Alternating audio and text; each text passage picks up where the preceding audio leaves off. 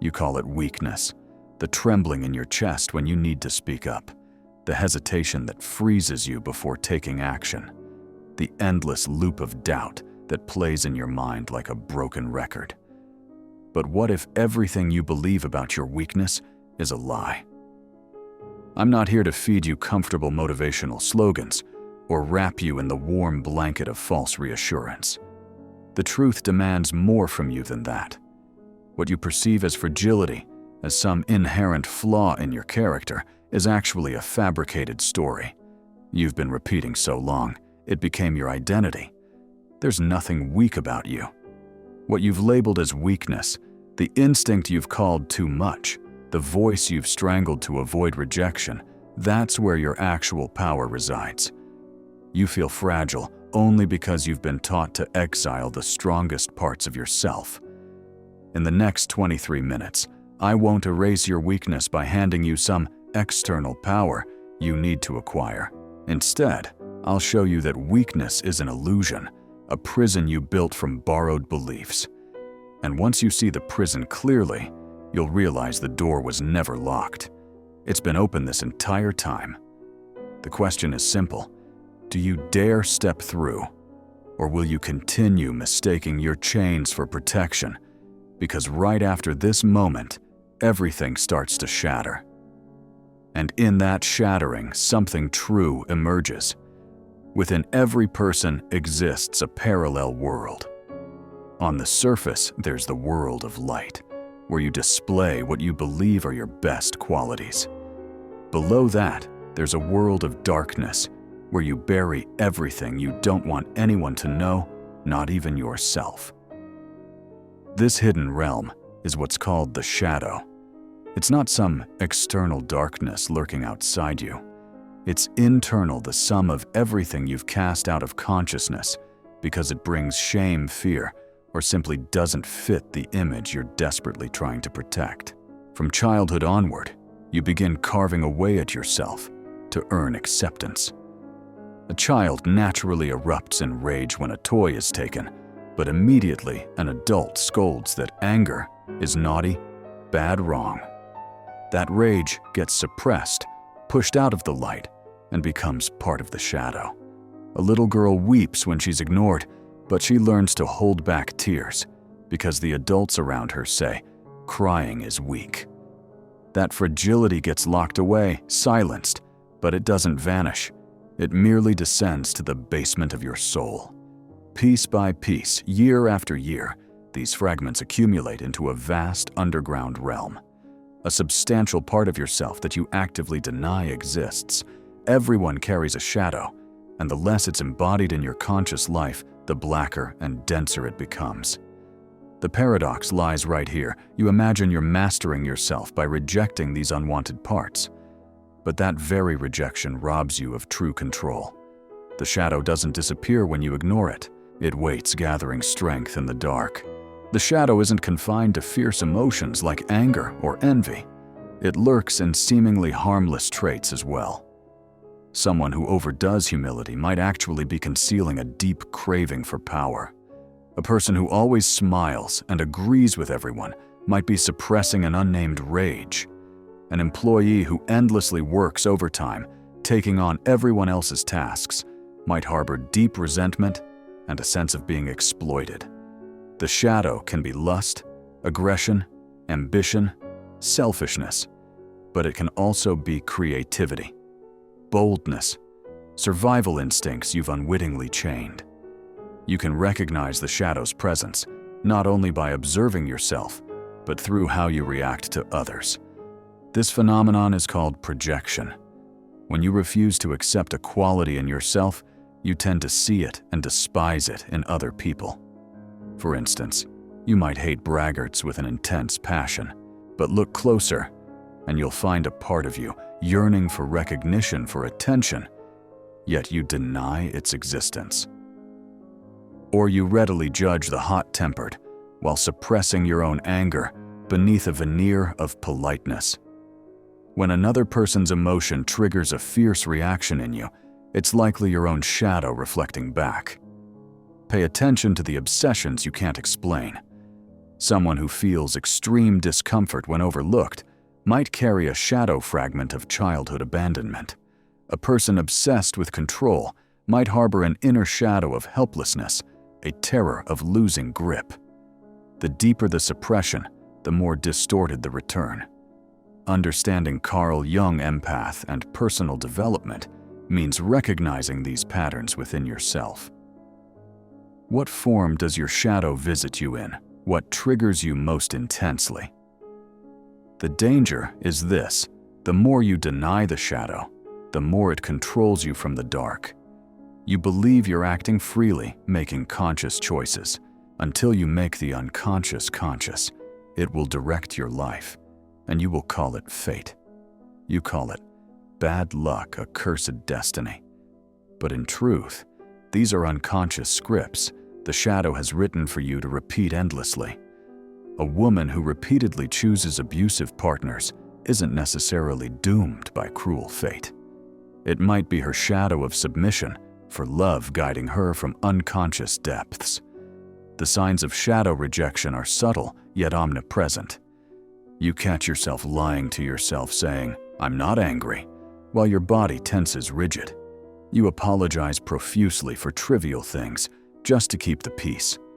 You force a smile in uncomfortable situations. You belittle yourself when praised.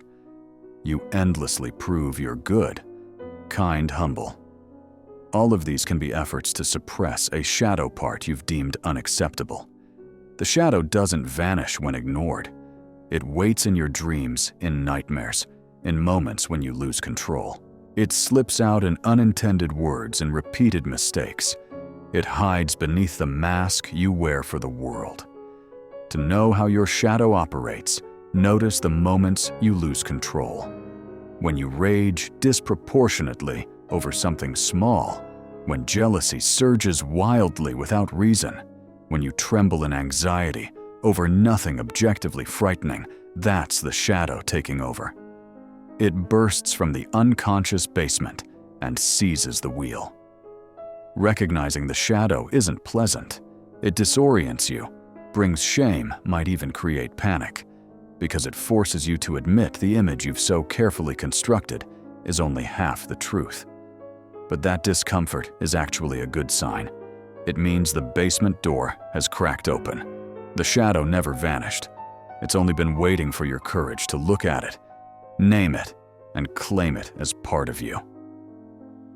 We often treat the shadow like an enemy, something to destroy or bury so deeply it never sees light again. But that very mindset is the root of the tragedy. The shadow is a moral problem that challenges the whole ego personality. No one can become conscious of the shadow without considerable moral effort. The shadow isn't a monster. It's the greatest moral challenge of your lifetime. Without confronting it, you'll never know who you truly are. Imagine the shadow as a fierce dog chained in your basement. You leave it in darkness, unfed, unventilated. But it's alive.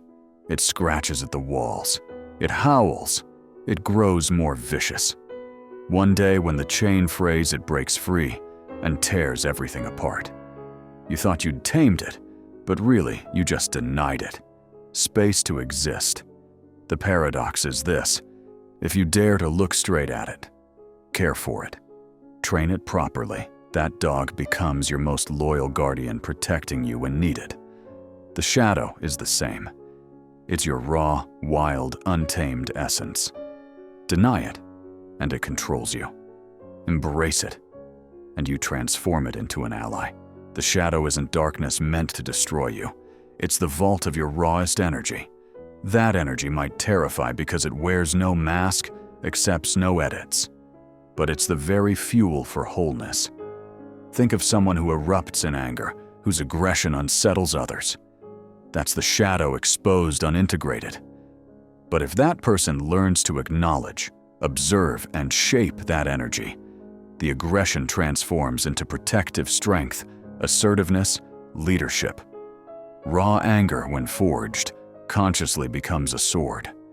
In psychotherapy, many patients arrive racked with guilt over bad thoughts, urges to harm, betray, flee, seek revenge. They fear they're fundamentally evil. But these thoughts don't define you. They're signals from the shadow. They arise to remind you that a forsaken part of your soul demands hearing. Deny them, and they obsess over you. Observe them consciously, and you uncover the truth beneath. What you want to destroy often mirrors what you actually yearn to build. Consider a man terrified of his own anger. Perhaps he grew up witnessing his father's violence. He vowed to be gentle, to never become that. He suppresses, evades, apologizes. When anger stirs, he smiles, lets it go immediately. But the more he evades, the more powerless he grows. His edge dulls. In meetings, he stays silent. In relationships, he's steamrolled. His life hollows out for lack of strength. Only by facing his shadow does he realize anger itself isn't the enemy. His father misused it, weaponized it. But that energy, when channeled properly, grants him assertiveness to guard his boundaries. Once integrated, he's no longer anger's victim. He's its master. This process is called shadow integration. It's not excising the bad to keep only the good. It's fusing them into wholeness, like yin and yang, like night and day. The shadow exists not to be slain, but to balance the light. A person without darkness lacks magnetism, lacks depth. An all-good personality is counterfeit hollow, bound to shatter under pressure. You see this truth in art and storytelling. The characters that haunt us aren't flawless heroes, but those bearing visible shadows. The gold is in the dark. One does not become enlightened by imagining figures of light, but by making the darkness conscious. What you deem sinful is often the flip side of power. Suppressed ambition turns to inferiority, but integrated it fuels creation. Jealousy understood and transformed becomes profound attachment. Lust, if integrated, powers love and artistic fire. No part of you is meaningless. The issue is whether you bury it or forge it into something useful. The shadow isn't an enemy, but a gatekeeper. It stands at the threshold to power, to psychological growth, to wholeness. Each time you glimpse it and feel shame or discomfort, that's you touching the door. But most people turn away because it's easier than crossing. Without daring to pass through the shadow, you're forever trapped in safe light, a cold glow lacking the heat of what's hidden.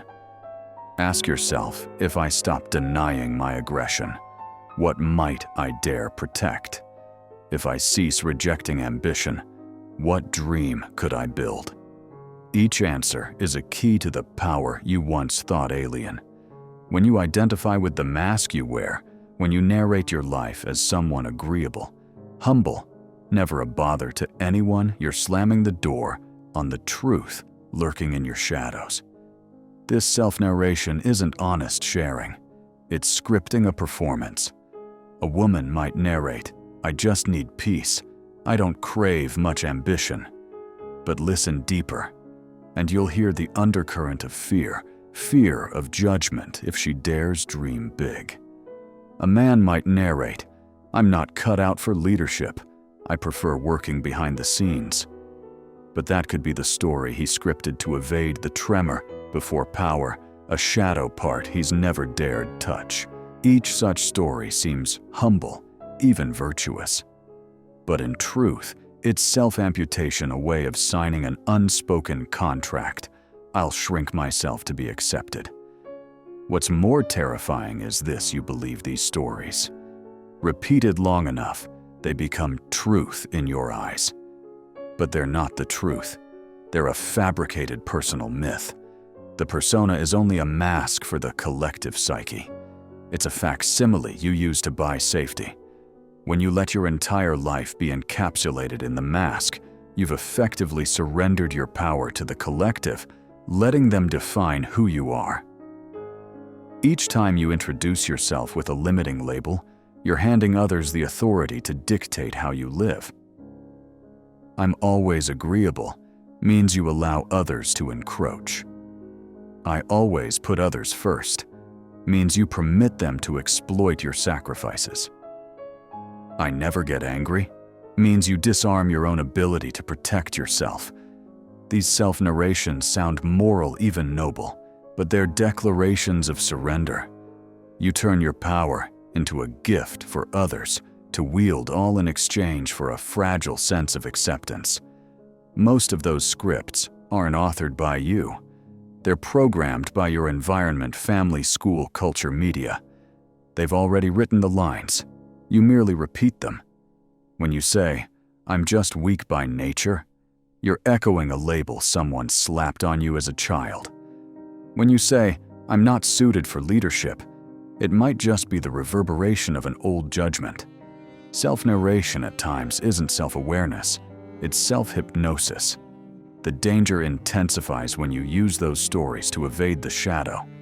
Instead of admitting selfishness, ambition, hunger for power, you narrate humility.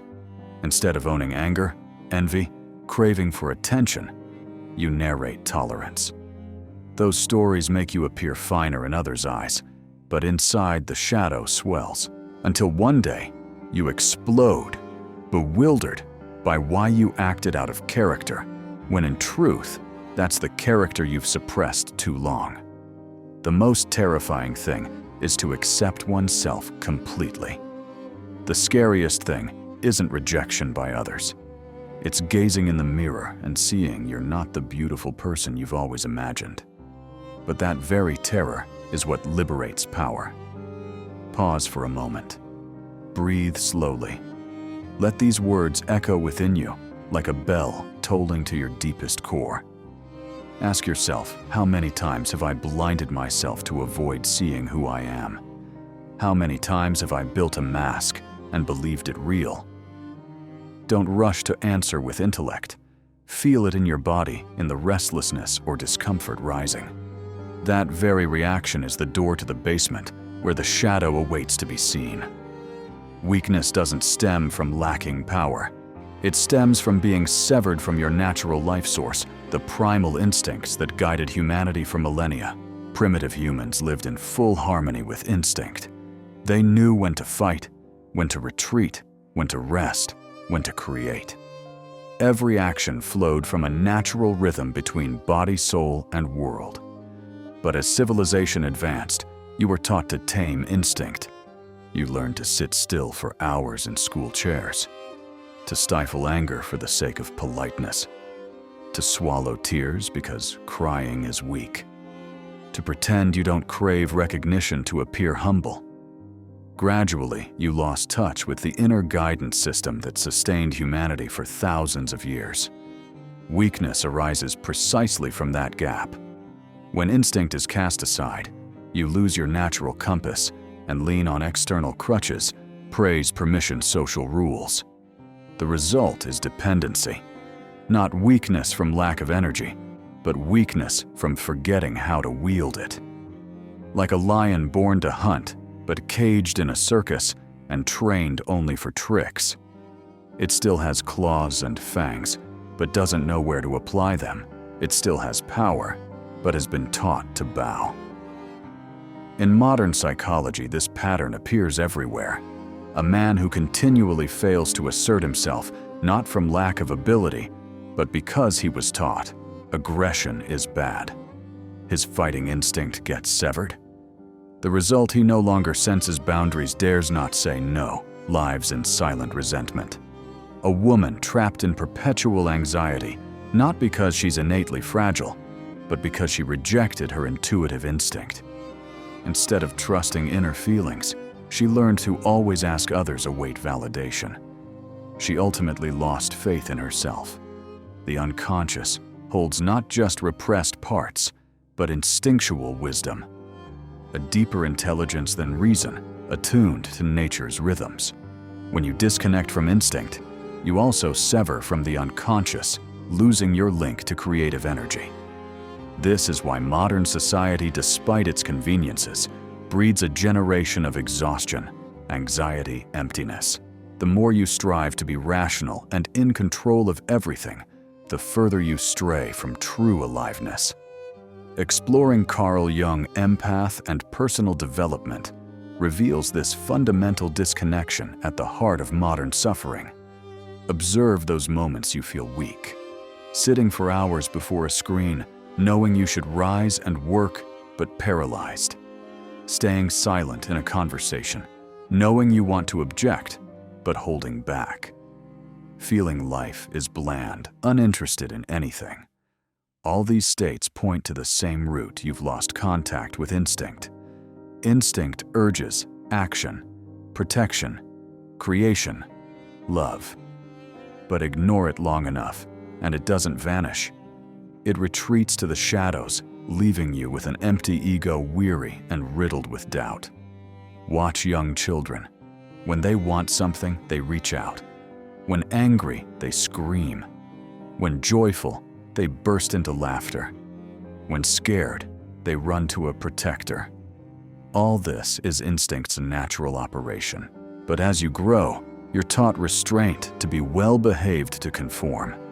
And so instinct gets buried.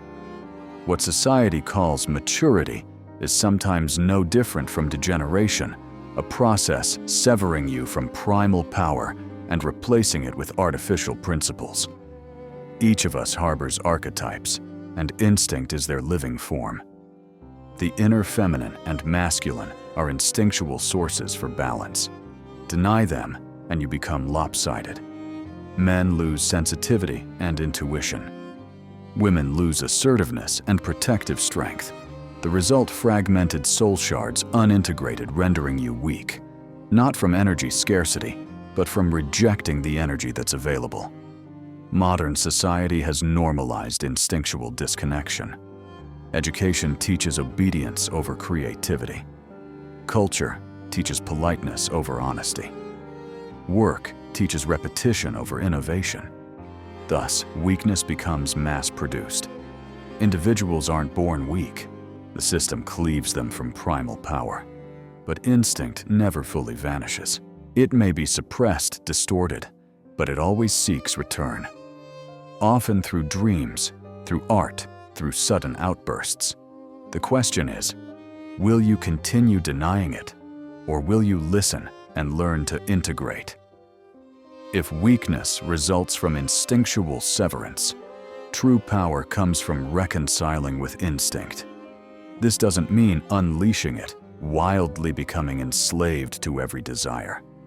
It means learning to listen, to discern its message, and to transform instinctual energy into creative and protective strength. Anger can become boundaries. Fear can become a warning system. Lust can become creative drive. When you reconnect with instinct, you're no longer weak. You reclaim your place as a being aligned with nature, aligned with your authentic self. Weakness isn't fate. It's a symptom of straying from your inner life source. And the return journey isn't about getting stronger by external standards. It's about quieting down enough to hear the forgotten whisper of instinct calling you home. The journey of individuation opens from here. Only when instinct is reconciled can you enter the deeper work of bringing every fragmented piece within you home to form a whole. This path isn't about isolating from society, nor is it becoming a better version by modern culture's standards. Individuation is integrating all your splintered parts, light and shadow persona, and shadow, conscious and unconscious. So you stand as a unique, irreplaceable human being. The privilege of a lifetime is to become who you truly are. Envision the human soul as an underground city. On the surface, gleaming buildings. That's the persona, the face you show others. But below lie countless basements, dark rooms, locked corridors.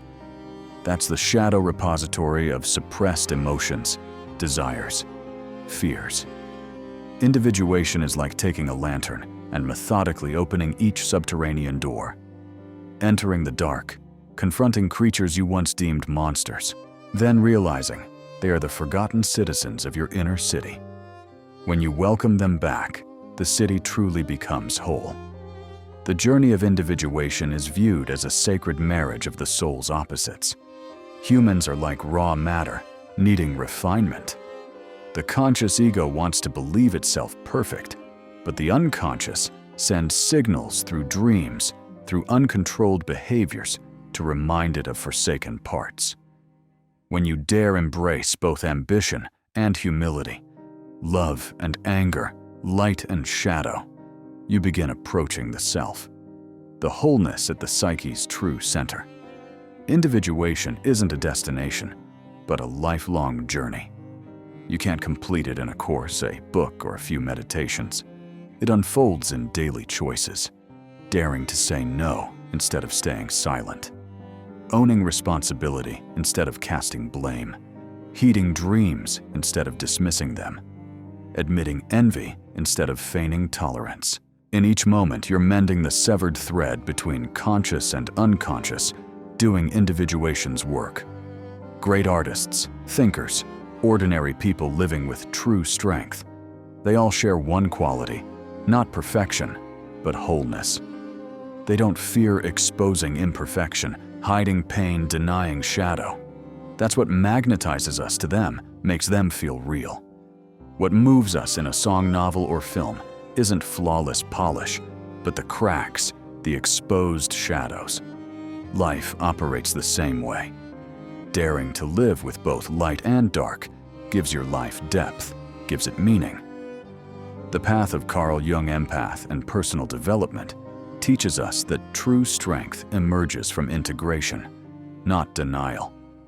Individuation often passes through symbolic stages. First, confronting the shadow. Second, connecting with inner masculine and feminine archetypes. Third, encountering the wise old figure as a symbol of inner wisdom. Finally, touching the self, the wholeness at the center. It's a descent through unconscious layers, like climbing a spiritual mountain. Each stage forces confrontation with a forgotten truth. In the modern world, where people chase surface self-upgrades, learning skills, boosting productivity, building personal brands, this ancient wisdom seems alien. But look deeper. It's what you crave most, to be yourself, to live unfeigned, to draw power not from others' approval, but from your own depths. True power doesn't lie in becoming a better version by societal metrics. It lies in becoming the singular original being you were born to be. How do you know you're on the individuation journey? The answer isn't found in external success, but in inner feeling. Do you still sense a split between your public and private self? Contradiction between what you say and what you truly want? Are you often hijacked by sudden anger, jealousy, or fear? If so, it's a sign you need to dialogue with the shadow. As you gradually feel freer, more whole, not fearing truth's exposure, no longer needing masks to survive, that's individuation unfolding within you. What you call weakness is a mask worn so long it seemed like skin. When it falls away, you don't find a better ego or a superior self. You encounter your innate wholeness, where shadow is no longer exiled, where instinct is no longer severed, where your inner voice needs no permission to speak. Maturity isn't measured by comfort or praise. It's measured by your ability to abide by your own truth, even when it discomforts others.